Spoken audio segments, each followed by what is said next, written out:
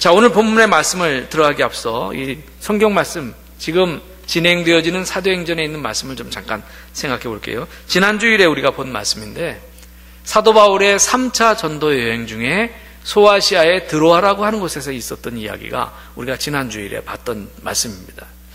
사도 바울이 3차 전도 여행 중에 아시아에서 유럽으로 건너갔다가 다시 그 네아폴리 항구에서 빌립보에서 다시 소아시아 드로아 항구로 배를 타고 왔어요. 그 드로아 항구엔 잠시 머무는데 거기서 7일을 머물게 되었다고 했습니다. 그 7일 머무는 동안에 드로아에 있는 한 교회에서 있었던 일이, 그 드로아에 있는 교회는 가정에 모이는 교회인데, 어느 성도의 가정에 모이는 교회인데, 그 성도의 가정에 모인 어느 주일날 일어났던 이야기죠. 모여서 드로아 교회 성도들이 한 자리에 모여서 바울이 와서 말씀을 전하고 간증한다 그러니까 꽉 찼던 것 같아요. 3층 집이었는데, 그런 가운데 성찬과 애찬을 통해서 서로 떡을 떼고, 그리고 바울의 간증과 말씀을 그 밤늦도록 듣는 그 시간에 3층 다락 난간에 걸터 앉아있던 유두고라고 하는 청년이, 자리가 없으니까 거기에 걸터 앉았겠죠. 꽉 차서 자리가 없으니까 그 3층 다락 난간에 걸터 앉았던 유두고라는 청년이 거기 걸터 앉아서 바울의 설교를 듣다가 그만 피곤해서 졸려서 졸다가 떨어져 죽었다는 거죠. 유두고가 떨어져 죽은 그 사건. 그래서 사도 바울이 많은 성도들이 놀랐던 그 사건 속에 가서 그 죽은 유두고를 끌어안고 그를 위해서 기도해서 그 자리에서 유두고가 살아났다. 그래서 바울뿐만이 아니라 모든 성도들이 밤새 그 주님의 은혜를 나눴다라고 하는 이야기죠. 그러고 나서 지난 시간에 그 마지막 절에 있는 그 말씀을 보면요, 다시 살아나는 그 청년 때문에 그곳에 있던 성도들이 적지 않게 위로를 받았다는 거예요.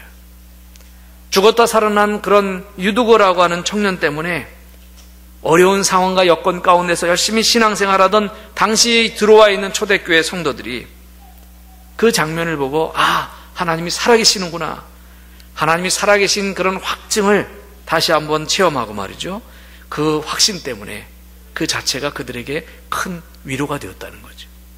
그래서 우리가 지난 시간에 이 말씀 보면서 생각해 봤습니다. 여러분, 하나님은 우리에게 위로를 주시는 분이십니다. 자, 이제 오늘 본문으로 이어집니다. 오늘 본문의 말씀입니다. 13절 말씀을 우리 다 같이 함께 읽어보시겠습니다. 13절 말씀 다 같이 시작. 우리는 앞서 배를 타고 앗소에서 바울을 태우려고 그리로 가니 이는 바울이 걸어서 가고자 하여 그렇게 정하여 준 것이라. 아멘. 드로아에서 그런 기적을 체험하고 날이 새기까지 이야기한 다음에 바울은 또다시 드로아를 떠났어요. 여기서 우리는 이라고 시작합니다. 이 13절에 우리는 이라고 시작했는데, 여기서 우리라고 하는 것은 이 사도행전을 기록한 의사 누가와 또 바울의 전도여행에 함께 따라 나섰던 그 제자들을 말하는 거죠. 이제 드로아에서 앗소라는 곳으로 가게 되었는데, 제자들이 마련한 그런 배를 타고 가야 되는데, 제자들과 다른 사람들을 다 배를 태워서 보냈고 바울은 일부러 배를 타지 않고 걸어갔다는 거예요. 오늘 13절 말씀이 앞뒤 설명 없이 바울만 배를 타지 않고 도보로 걸어갔다는 말만 있어요. 드로아에서 앗소까지 제가 성경 지도를 놓고 이게 봤어요. 그리고 대충 그 거리를 이렇게 기록된 걸 보니까 그 지금의 단위로서 약 30km가 넘는 그런 거리, 30km가 넘는 거리, 그 길을 바울이 혼자 걸었다는 거예요.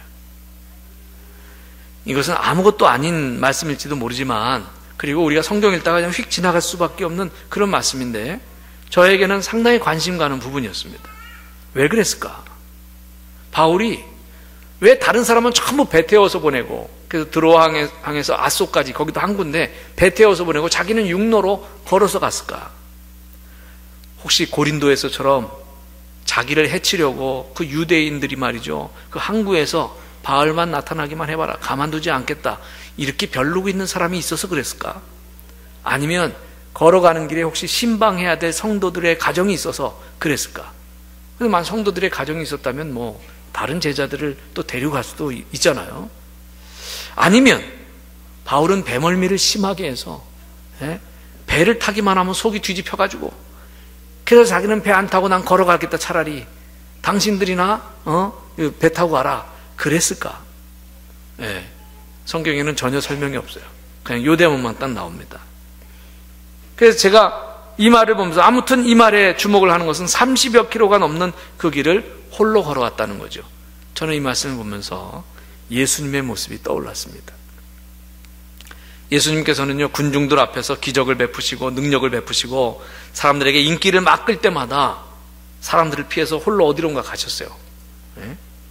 밤이 맞도록 혼자 산에 가서 기도하기도 하시고, 새벽 오히려 미명에 그 첫 새벽에 한적한 곳을 찾아가서 기도도 하셨습니다. 예수님은 대중 속에 있었지만 언제나 대중과 함께 한 건 아니에요. 예수님은 홀로 하나님과 만나는 그런 시간, 또 제자들을 사랑했지만 그 제자들마저 떠나서 홀로 있는 그런 시간을 가졌다는 거죠. 그렇습니다. 때로는 사역자는 또는 목회자는 이런 고독한 시간이 필요하다는 거죠. 홀로 하나님과 대면하는 시간이 필요한 겁니다. 자기 자신의 모습을 되돌아보는 그런 시간이 필요한 거죠. 그래서 저도 가끔가다 이렇게 목회하다가 기도원에 가서 혼자서 있는 시간을 갖기도 했는데, 바울은 혼자서 걸어가면서 주님과 함께하는 시간이 필요했던 거죠. 유럽의 스페인에 가면 산티아고 길이라고 하는 그런 길이 있어요. 산티아고 순례길. 이 길을 다른 말로 성 야고보의 길이다, 그렇게 표현을 해요. 이게 지금부터 약 1200년 전에 9세기에 스페인의 산티아고 데 콤포스텔라라고 하는 곳에서 성 야고보의 유해가 발견됐다는 거예요. 1200년 전에 성 야고보의 유해가, 예수님의 제자인 그 야고보의 유해가 거기서 발견됐다는 거죠. 그 이후로 이 복음 전도의 길, 야고보가 복음 전도하러 다녔던 그 길, 스페인까지 야고보가 이렇게 복음을 전했다라고 하는 것이 알려지면서 유럽 전역에서 많은 순례객들이 거기로 오가기 시작했습니다. 이 산티아고 길 중에서 프랑스 남부 국경 있는 데서부터 이 피레네 산맥을 넘어서 스페인 산티아고까지 이르는 길 800km의 길이 요즘 가장 많이 알려진 길이에요. 800km의 길이. 그래서 이 길을 걸으려면 하루에 20km 이상 걸으면서 꼬박 한 달 동안 걸어가야 돼요. 꼬박 한 달 동안. 우리 교회에서도 우리 한 청년이 군대 제대하고 또 그 길을 한 달 동안 걷겠다고 해서 갔다 온 일도 있는데, 요즘 이 한국교회 목사님들 가운데 또 제가 아는 우리 감리교회 목사님들 교회에서 안식년 휴가를 얻어가지고 한 달간 꼬박 이 길을 걷는 분들이 많아졌어요. 지금 현재 제가 아는 분들 중에서는 작년에 우리 교회 집회에 오셨었는데, 인천의 효성중앙교회 정현수 목사님이 교회에서 안식월 휴가를 얻어가지고 이 길을 걷고 있어요. 이 길을 몇 주째 걸으면서 이제 사진 찍어서 페이스북에 올리면 제가 이렇게 보면서 여기 갔구나, 오늘도 주일 예배는 어디서 드리는구나, 뭐 이런 거를 제가 이렇게 봅니다. 근데 저는요, 그걸 보면서 내가 그 길을 왜 가? 난 안 가. 그래서 혹시 저에게 안식월 휴가라도 주시면 저는 그 시간 이 길을 걷는 것으로 보내지는 않을 거다, 저는 그렇게 생각하고 있습니다. 왜냐하면 나는 한 달 내내 걸을 건강이 안 돼. 한 달 동안 그 길을 왜 걸어 내가? 힘들어 죽겠는데, 이런 생각도 들기도 하고요. 그리고 그 길을 걸을 자신도 없지만 좀 다른 의미 있는 그런 시간을 더 보내리라 생각합니다. 차라리 좀 그렇게 혼자 걷는 시간을 갖겠다면 이스라엘로 가서 예수님이 걸으셨던 길을 그냥 하루 이틀이라도 그 예수님이 걸으셨던 길을 걷는 게 낫겠다, 저는 그렇게 생각하고 있어요. 여러분들도 평생 예수님 믿었는데 다리에 힘이 있을 때 그래도 예수님이 걸으신 길은 한번 걸어보자, 이런 마음 생기거든랑 지금부터 적금을 드시기 바랍니다. 이스라엘로 성지순례 가서 예수님 걸으셨던 길을 한번 걸어보는 거죠. 목회자에게는 때때로 이런 고독한 시간이 필요합니다. 자기 자신을 되돌아보고 주님을 묵상하고 또 하나님이 진정 원하시는 것이 무엇인지 그 뜻을 물어보고 이런 시간들, 하나님과 대면하는 시간들을 말합니다. 사람들이 이렇게 많고 또 역사가 일어나는 곳에만 있는 것이 아니라 그런 곳을 좀 떠나서 외롭고 고독하지만 혼자 시간을 갖는 일이 사역자에게 있어서는 필요한 일이다. 그런 생각이 들어요. 사도 바울은 하루 온종일 걸었을 테지만 사도 바울은 그 길을 걸어가면서 혼자 걸어가면서 그동안 자기가 했었던 일을 회상하는 그런 시간을 가졌었을 것 같아요. 그리고 그런 일들 중에서 자기가 실수한 거, 그동안 자기가 여러 가지로 부족했던 거, 이런 것들도 다시 생각해 볼 수 있는 기회를 가졌을 것입니다.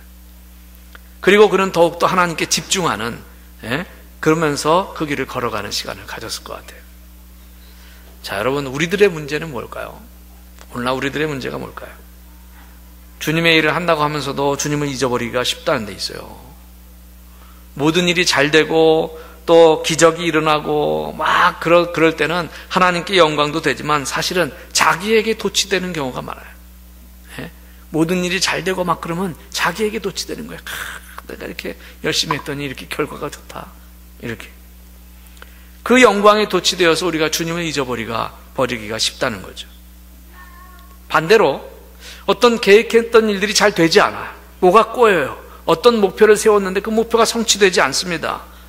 그럴 때 오히려 하나님 바라보지 못하고 오히려 하나님을 원망하는 경우도 많이 있습니다. 주님을 바라보지 못하고 자신의 무력함과 비참함 속에서 조그마한 것 갖고 자꾸 섭섭한 감정만 생기기가 쉽다는 거죠. 그런 경우도 많이 있어요. 사도 바울이 1차, 2차, 3차 전도여행을 하면서 여러 지역을 전도한 것보다 더 중요한 것이 있습니다. 그것은 바울의 마음속에 주님을 사랑하는 열정이 있었다는 거죠. 사역은 할 수도 있고 안 할 수도 있어요. 그죠? 그가 로마를 보아야 되겠다고 했을 때도 중요한 것은 로마가 아니었습니다. 그 로마보다 더 중요한 곳이 있었다면 바울은 그곳으로 갔을 거예요. 그는 제도나 방법이나 일을 중요시하지 않았습니다. 바울의 관심은 오로지 복음 전도에 있었다는 거예요. 어떻게 하면 예수 그리스도를 전할 수 있을까? 어떻게 하면 복음이 없는 곳으로 갈 수 있을까? 이 바울에게 있어서 성공과 실패는 중요하지 않았습니다. 여러분, 우리는요, 일반적으로 자신의 계획 속에 주님을 집어넣으려고 해요. 내 계획 속에 주님을 집어넣으려고 해요. 계획이 좀 엉성하면 어떻습니까? 하나님께서 영광을 받으시면 우리가 그렇게 한 일도 그냥 그렇게 쓰시는 거예요. 그러므로 일보다는 주님이 더 중요한 거라는 거죠. 바로 사도 바울에게서 그런 모습을 볼 수가 있어요. 도적의 위험, 강의 위험, 바다의 위험, 배고픔을 겪고 매 맞아 죽을 뻔하고 멀리 피해 가야 되고 또 도망가야 되는 그런 숱한 어려움이 있었지만 성경 어디를 봐도 사도 바울이 그런 것 때문에 상처받았다는 말은 없어요. 그것 때문에 고통받고 좌절감에 빠지지 않았습니다. 바울의 말 가운데 내가 마음의 사형 선고를 받고 살 소망까지 끊어졌지만 그러나 내가 더 고통하는 것이 하나 있다면 그것은 주님의 교회를 위한 고통이다. 바울의 그런 고백이죠. 바울은 사람에게 관심이 더 있었습니다. 이제 아소까지 그런 묵상을 하면서 걸었고요. 이제 배를 타고 예루살렘으로 행선을 하게 돼요. 그 아소에서 50km 떨어져 있는 기오라는 섬을 거치고 또 그 다음 날에는 사모라고 하는 섬에 들리고 그 다음 날에는 에베소 남쪽 45km 지점에 있는 밀레도라고 하는 항구 도시로 돌아옵니다. 그냥 눈만 뜨면 떠나는 생활을 하는 거예요. 눈만 뜨면. 여러분 가운데도 여행을 해보신 분들 아실 거예요. 이렇게 쉬지 않고 여행하는 것은요 보통 일이 아니에요. 여행도요 그냥 한두 주 정도 해야 딱 좋지. 이렇게 계속 쉬지 않고 내 집을 떠나서 계속 여행하는 건 참 어려운 일입니다. 사도 바울은 이러한 생활을 한두 해도 아니고 평생 그렇게 살았어요. 평생이요. 저는 오늘 본문 말씀에서 아무도 막을 수 없는 바울의 열정을 보게 되는 거예요. 그는 일을 사랑한 것이 아니라 어떤 성취감을 사랑하는 것이 아니라 주님을 사랑했고 주님에게 미쳐있는 사람이었습니다. 바울의 3차 전도 여행을 지도를 통해서 보면 여러분 성경 속에 혹시 그런 바울의 전도여행 지도가 있는 분들은 있는데 그 지도 가운데 좀 이 부분은 둘로 나뉘어지더라고요. 그래서 구체적으로 아소나 또는 기오, 사모 이런 섬은 생략되어 있고 그 드로아에서부터 그냥 밀레도까지 이렇게 그냥 표시만 되어 있는 그런 지도가 있는가 하면 거기에 그래도 조그맣게 지명을 넣어서 기록되어 있는 지도가 있어요. 어찌됐거나 이런 지도에 표시된 걸 보면서 바울이 이렇게 가면서 그 열정만큼은 뒤지지 않고 계속 여행을 했구나, 이런 생각을 합니다. 자, 14절 15절 오늘 그 다음 본문 말씀을 함께 읽겠습니다. 14절 15절 함께 읽습니다. 시작. 바울이 아소에서 우리를 만나니 우리가 배에 태우고 미둘레네로 가서 거기서 떠나 이튿날 기오 앞에 오고 그 이튿날 사모에 들르고 또 그 다음날 밀레도에 이르니라. 아멘.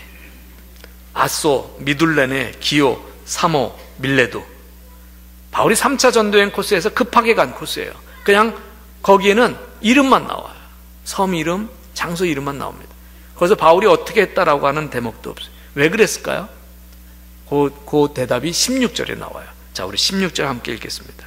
16절 다 같이 읽습니다. 시작. 바울이 아시아에서 지체하지 않기 위하여 에베소를 지나 배 타고 가기로 작정하였으니 이는 될 수 있는 대로 오순절 안에 예루살렘에 이르려고 급히 가미러라. 아멘. 사도 바울의 마음이 급한 것을 볼 수 있습니다. 먼저는 유월절을 지키고 싶었어요. 그래서 유월절 안에 가려고 그랬었는데 거기 발목이 잡혀가지고 그 바울이 유월절 안에 가지 못할 정도로 시간이 지체됐습니다. 그래서 그걸 지키지 못하게 되니까 이제 오순절만큼이라도 예루살렘에 가서 지키고 싶었어요. 오순절만큼. 바울이 오순절 안에 예루살렘에 가려고 그렇게 서둘러서 가는 거예요. 그 바울의 마음을 생각해 보면요, 바울은 오순절만 생각하면 가슴이 뛰었을 겁니다. 오순절의 흥분과 오순절의 역사를 그의 마음속에 가지고 있었다는 거죠. 성령으로 불타고 있는 그 사도 바울, 초대교회 제자들이 오순절에 성령 충만함을 체험하고 그리고 복음 증거자들이 됐어요. 바울을 위시한 다른 제자들도 그 오순절 사건이 그 초대교회 획기적인 사건이 됐다는 걸 다 알고 있습니다.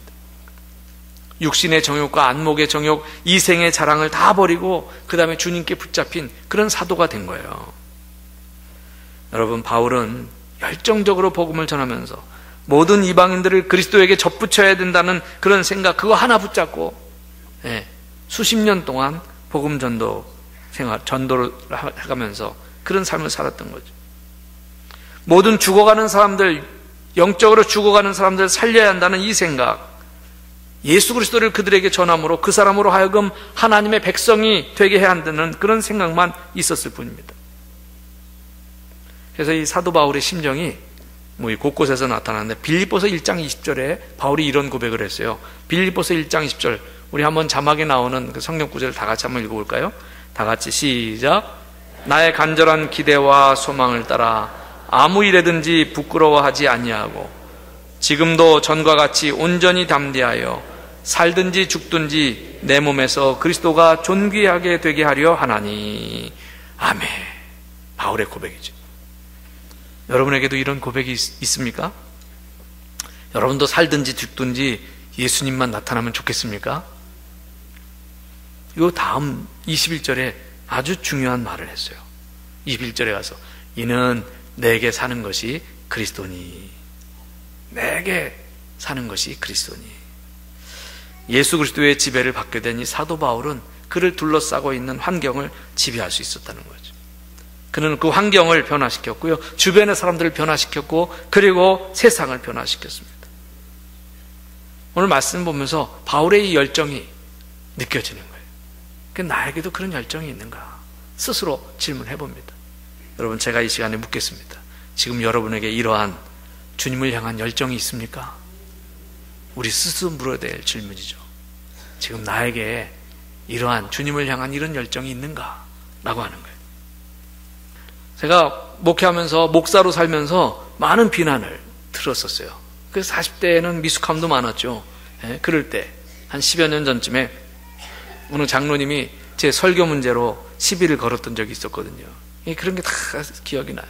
수요기도회 저녁 설교했는데 끝난 다음에 뭐 설교 중에 쓰지 말아야 될 단어를 내가 썼대나 어쨌대나.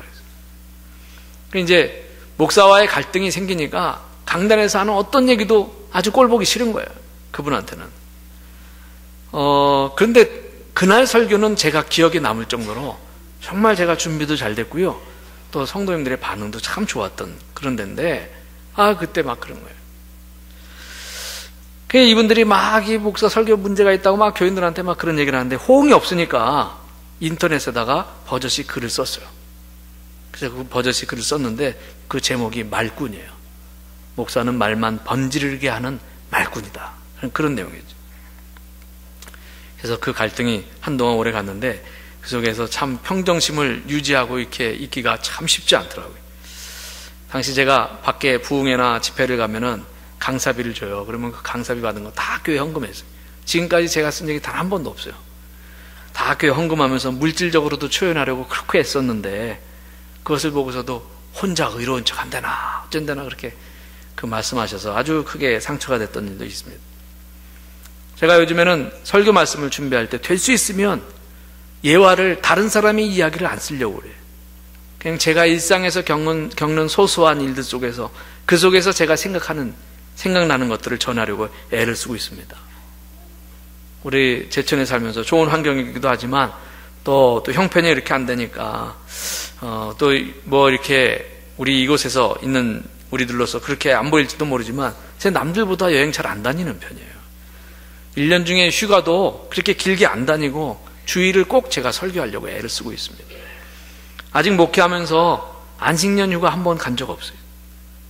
그러면서 제가 소소하게 일상에서 경험하는 일들 중에서 함께 나누려고 애를 씁니다. 왜? 그게 내 실화니까.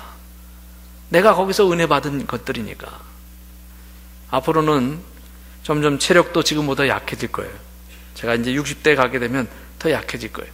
어떻게 하면 그런 속에서 교회를 복음의 능력으로 굳건하게 세워나갈지를 제가 기도하지 아니할 수가 없어요.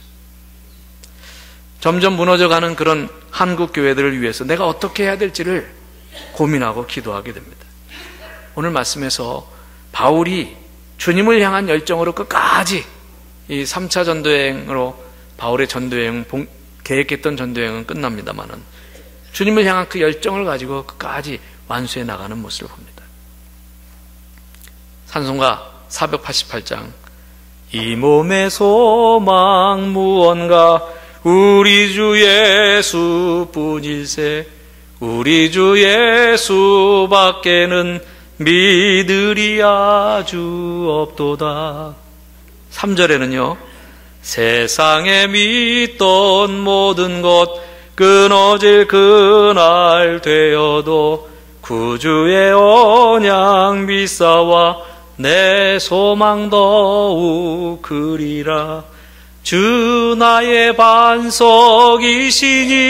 그 위에 내가 서리라. 그 위에 내가 서리라. 아멘. 여러분, 우리가 이 땅에서 무엇을 보고 살아야 됩니까? 이 땅의 것이 소중하지 않다는 게 아니에요. 소중하죠. 이 땅에 사는 동안에 참 소중합니다.